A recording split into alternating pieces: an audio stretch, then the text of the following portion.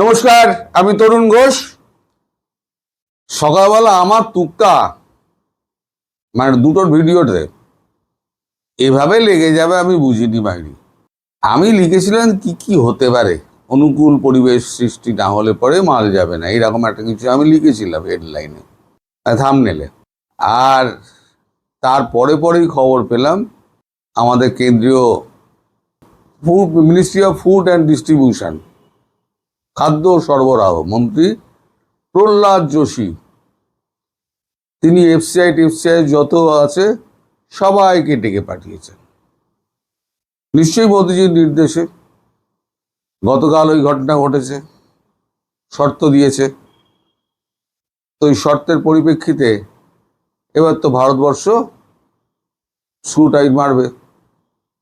সকালবেলা আমি যে দুপুরবেলা ভিডিওটা করেছি সেটা আমার আন্দাজ মতো করেছিলাম, যে আমি এদেরকে হাড়ে হাড়ে চিনি, এরা কি করতে পারে, কোন পথে এগোবে। তো এখন দেখলাম যে হাড়ে হাড়ে চিনাটা আমার ঠিক। আজকেই প্রহ্লাদ যোশী একেবারে সপরিষদ মিটিংয়ে বসে গেছে 2টোর সময়। এখন আলোচনা কি হচ্ছে তা তো আমি জানতে পারবো না, জানা সম্ভব নয়, এটা কাল পরশু জানা যাবে। তো ব্যাপারটা যে বাংলাদেশকে ঘিরে, সেটা কিন্তু একেবারে আমি নিশ্চিত। আমি আজকে আপনাদের কতগুলো খবর দেব। সবার শেষে দেব শেখ হাসিনাকে নিয়ে একটি চমকপ্রদ খবর, যেটা বাংলাদেশ সরকার ভাবতে পারছে না। প্রথমে আসি, আমাদের কাগজ লিখেছে, আনন্দবাজার সর্বাধিক প্রচারিত বাংলা দৈনিক আনন্দবাজার লিখেছে 2টো শর্ত দিয়েছে। এই দেখুন আমি দিয়ে দিলাম, 2টো শর্ত দিয়েছে।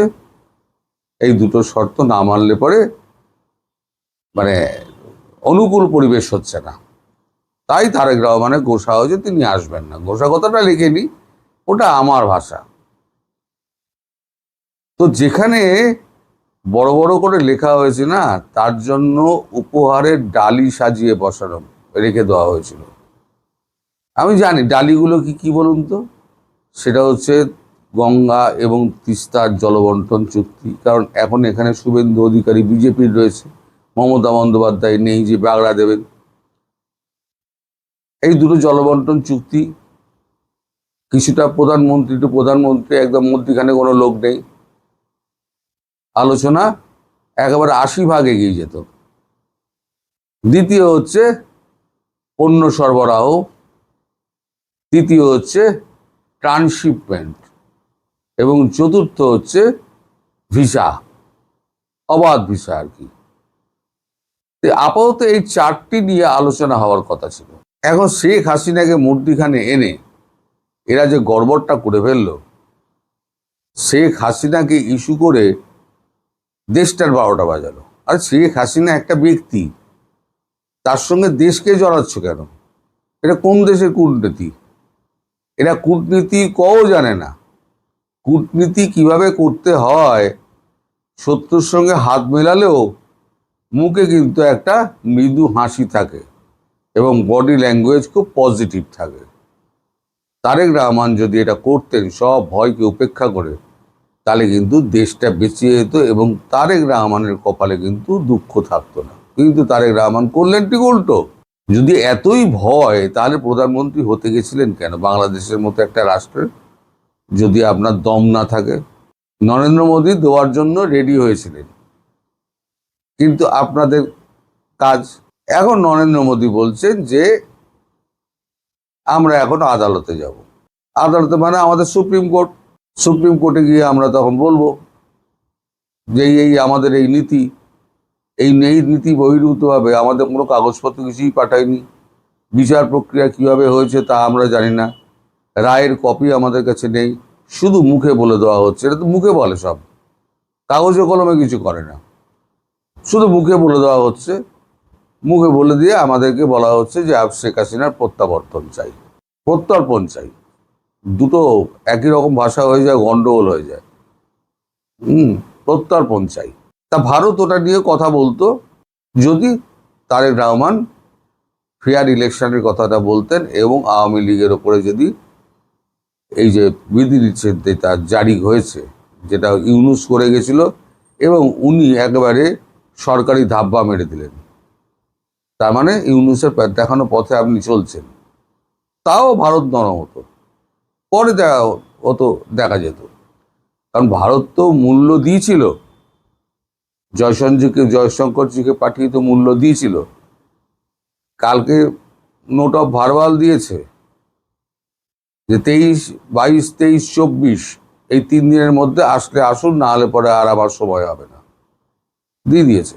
এই তো প্রত্যর্পণ চুক্তি, সেও হয়তো প্রত্যর্পণ হয়ে যেত আপনার ওই যে হাদির হত্যাকাণ্ডের, সেটাও একটা গিয়ে বলতে পারতেন। এখন আমাদের দেশের যে আইন তো চলে আমাদের একেবারে লিখিত যে কেতাব রয়েছে, সেই কেতাব অনুযায়ী, তার বাইরে এক বিন্দু যাবে না। সে সরকারের পক্ষে যাক, সরকারের বিপক্ষে যাক। এখন আপনারা তো সেই সুযোগটা নিলেন না। এখন শেখ হাসিনার ব্যাপারটা পুরোপুরি আদালতের হাতে চলে গেল। তার থেকেও একটা বড় খবর আছে।